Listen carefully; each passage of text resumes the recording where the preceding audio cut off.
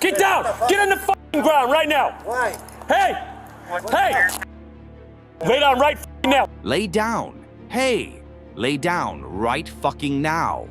Despite being unarmed, this man has the potential to kill hundreds of people. Fentanyl is 100 times deadlier than heroin. A gram of it alone is enough to kill a full-grown man. In 2022, fentanyl was responsible for 70,000 deaths, and that number is growing rapidly with the increased production and smuggling to meet demand. This man is smuggling a small shipment of fentanyl and other drugs into the U.S. Alfredo, get on the ground! Please, sir. Get on the ground!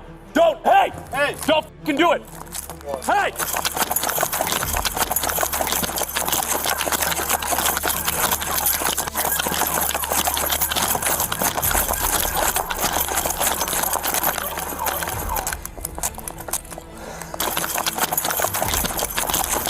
Alfredo, stop!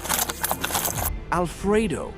The suspect began to run, and the police officer who had confronted him was making chase. The chase was long and exhaustive. There are no publicly available pieces of statistics to back this claim up. However, police chases, especially those on foot, are especially prone to killing or injuring police officers. The reason for this is simple. Criminals on foot have a lot of mobility, so they can pop out of corners to shoot you or pull another move. That's on top of the fact that they can lead you directly into larger groups of criminals who can gang up on you. That's in addition to the fact that on-foot chases can also prove a greater risk to civilians. Because of this, it's common to call backup and get as much backup as possible, even if it's just one criminal.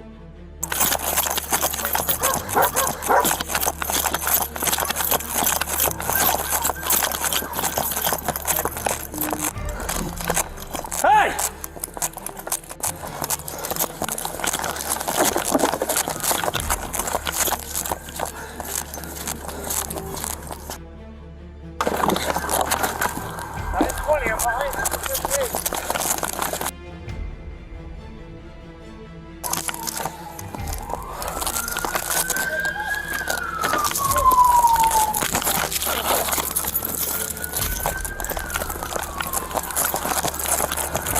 Hey, he's right out here! Dude, that's him! Ruko on the ground! The police officer was able to corner the man after a long and tiring chase through the suburbs as the hot sun beat down on him. The adrenaline rush of the chase was wearing off, and the weight of his gear felt like a sack of bricks on his back. His heart felt like it was going to give out, and his breath practically burned with heat. Other officers were on the way to help secure the suspect. One of them makes a joke about cardio as the officers catch their breaths and try to relax for a second. A witness pipes up and says something that has them in a frenzy. According to what they already knew about the case, the suspect was with a woman. He was with a female silver sedan.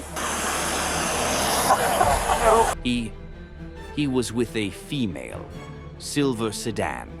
The police couldn't be sure if the woman mentioned was an accomplice or if she was an innocent victim of these criminals. Either way, if they were too late, it would be possible that the window of opportunity to deliver justice would close up. That begs the question, who was this woman? Was she a victim or an accomplice? While the rest of the officers are off chasing the woman that they have been informed about, one of the officers comes in to check in on the suspect. Despite being a criminal, he's still a person, and the police officer wants to make sure that he's treated with the dignity that he deserves. You alright? Water? Water? I don't have any water, man. What's wrong? Tight. They're too tight? Yeah. The cuffs? Here, let me see. You step out real quick. I'll face the car. I'm gonna loosen it for you, alright? This one's a little tight. I'll loosen it for you. That better? They're handcuffs, my man. You know, they're not made for comfort. Only the ones that fuzz on them are. I'll loosen this one too for you, alright? You're right. Only the ones with fuzz on them are. For those not following, fuzzy handcuffs are not used by actual police. They are used for what is colloquially known as bedroom play. This police officer's intentionally calm and somewhat joking attitude may come off as disrespectful to some. I mean, imagine that you've just ruined your entire life by trying to run away from a cop, and the moment they arrest you, they make a quip about you needing to do more cardio. However, it should be known that this is something that is taught to real police officers. A sense of humor is a great way to calm down suspects and build a rapport with them. Go sit butt first. It's easier. You just been drinking today? No? Not drinking. No drinking? No. Keep taking those deep breaths so you don't get a little woozy. You take anything else today? Coffee. What's that? Coffee. Just coffee? Yeah. Any drugs? What else do you want, dude? You didn't take nothing? No drugs. No drugs, no alcohol? You just out of shape? Hey, bud, you in any pain? Yeah, not pain, man. What's hurting you? He says his hands hurt, but he's got handcuffs on, so. How far were you chasing him? About good 2.5 blocks. All right, man, so we're going to get you out of the seatbelt. We're going to walk you over to the ambulance. Hey, sounds like our guy's gonna go to the hospital. He's just not acting right. I don't know if he swallowed something or what. I'll loosen this one too for you, all right? I don't know if he swallowed something or what. The suspect, Alfredo, was being suspected of the transport of several narcotics. At the time, despite not having any physical injuries, the suspect was drowsy or feeling unwell in some kind of way. However, the specifics of what was happening to him were entirely unknown to us because Alfredo denied the use of either drugs or alcohol at any time of the day. This wasn't Alfredo's first time. He had been arrested for owning firearms and recklessly discharging them. The specific officer who had arrested him had previously been called to his other instances of criminal behavior. You can tell this because, during the case, he was able to use this man's name without the need to explicitly ask for his name.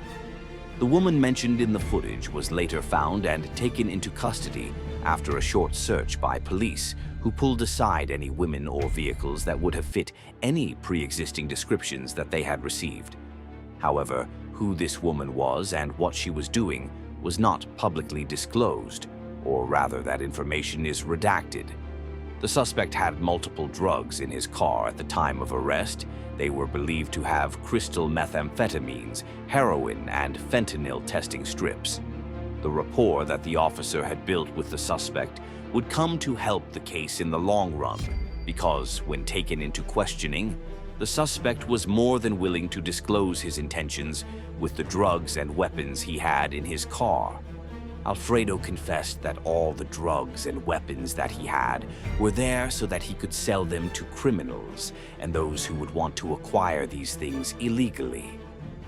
It's difficult to understand what happened without the perspective or experience of an actual police officer. Because of that, here's a word from a highly decorated and retired Philly police officer with over 25 years on the force.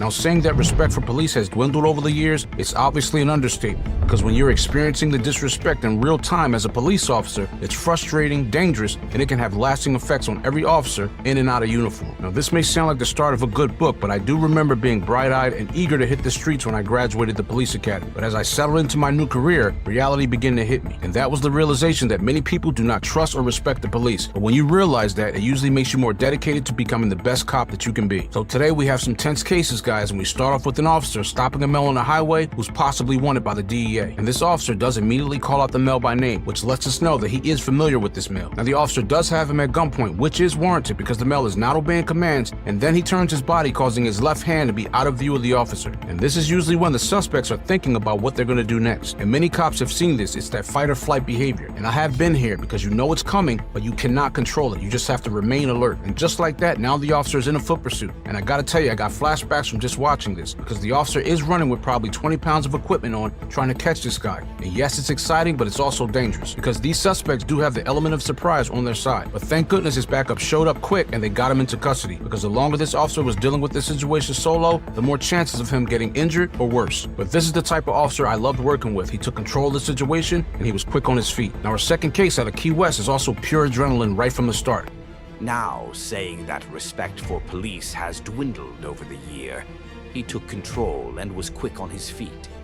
In the end, Alfredo's dangerous stash of meth, heroin, and fentanyl was taken off the streets. potentially saving lives. But the officers know tomorrow another chase could begin.